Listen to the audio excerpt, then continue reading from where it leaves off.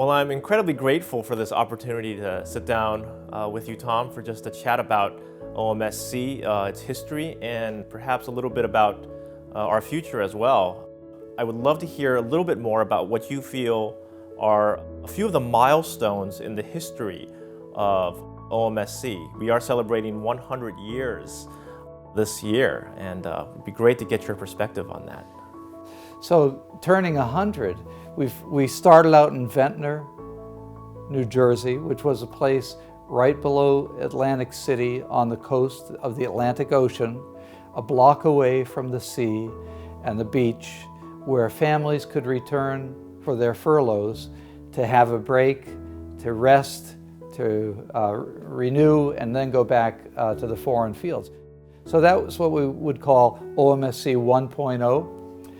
In 1987, for various reasons, which we may touch on in our conversation later, we moved to New Haven, Connecticut, just up the street from Yale Divinity School, and especially with the Day Missions Library in mind. We felt like we needed to be closer to a center, a university with a library, and the Day Missions Library is really unrivaled. And so the leaders of OMSC made a decision in 1987 to go. That's 2.0. And then in 2020, OMSC and PTS signed an agreement, a memorandum of understanding, which was then followed by a covenant agreement. And we relocated in June 2020 to Princeton Theological Seminary. So in the long sweep of history, we've had 3 iterations: 1.0, 2.0 in New Haven, and 3.0 in Princeton Seminary. Thinking about the way that OMSC has met the needs of not just the church in North America and missionaries in North America, but evolving to meet the needs of the world Christian church and the world Christian movement, I would love to hear a little bit more about how you see OMSC's contributions. What are the greatest contributions that OMSC has made to the church and to the study of mission and the world church over the past 100 years?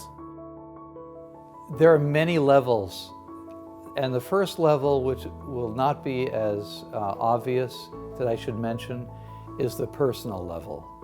The personal impact of free housing for missionaries and the community that would spring up spontaneously each year. So personal level, the community level, and then we should talk about the academic level. When Pierce Beaver came here to be the director, and then he called Jerry Anderson, they were immediately thinking about launching or relaunching what had originally been called the Occasional Bulletin from the Missionary Library. And they relaunched that, and in 1976 or 1977, I believe, it became the International Bulletin of Missionary Research under Dr. Anderson. It's now called the International Bulletin of Mission Research rather than Missionary Research, but it has this long DNA.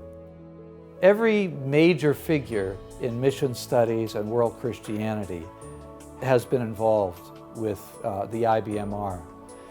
Whether you're thinking of Bishop Stephen Neal or Leslie Newbegin or Andrew Walls or Lauman Sane, Dana Robert, David Bosch, Mary Mott, Kosuke Koyama, and then the Princeton Seminary faculty as well, Sam Moffett, Charles West, Alan Neely. All of these folks have been involved in writing for and being on the editorial board for the IBMR. So the IBMR's status has grown over the years. So I would say I would put the IBMR at the top of OMSC's impact in terms of the intellectual impact. Secondly, in the 1990s, under Dr. Anderson's leadership, from 1992 to 1999, OMSC hosted the Research Enablement Program. This brought together research on parts of the world which more or less had been overlooked. And this was funded by the Pew Charitable Trust, and we are very, very pleased to note that more than 50 books And again, as many articles were produced. There were 110 grants given from this project, which ran from 92 to 99. And Professor Dana Robert has said that this REP grant program actually helped to launch the field of world Christianity. And I can't argue with her. I would agree with that. And I would just say one thing that I have been very committed to since I became editor of the International Bulletin of Mission Research is we have tried to bring more voices into our journal. So just looking over the last 2 years of the International Bulletin of Mission Research,